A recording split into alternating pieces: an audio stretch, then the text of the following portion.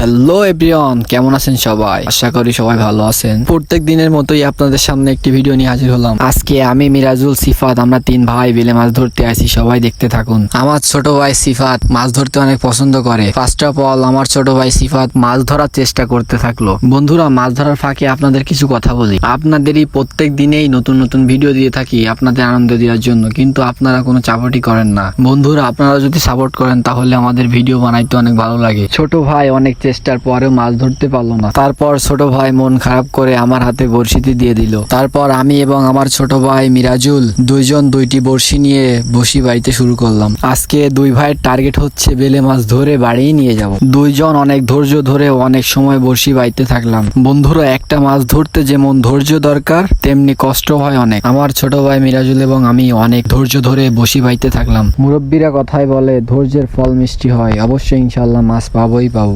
অবশেষে দীর্ঘ সময় অপেক্ষার পর বসিতে একটি মাছ উঠলো। মাছটি পেয়ে ছোট ভাই অনেক খুশি হয়ে মাছটি নিয়ে দিল দৌড়। দীর্ঘ 1 ঘন্টা বড়শি পাওয়ার পর একটি মাছ পাইলাম। তারপর আমি এবং আমার ছোট ভাই ঘেরের বাসায় গেলাম মাছ ছাড়াইতে। মাছটি মাছের পেটের ভিতর গেঁথে গেছে, তাই অনেক সময় লাগলো ছাড়াইতে।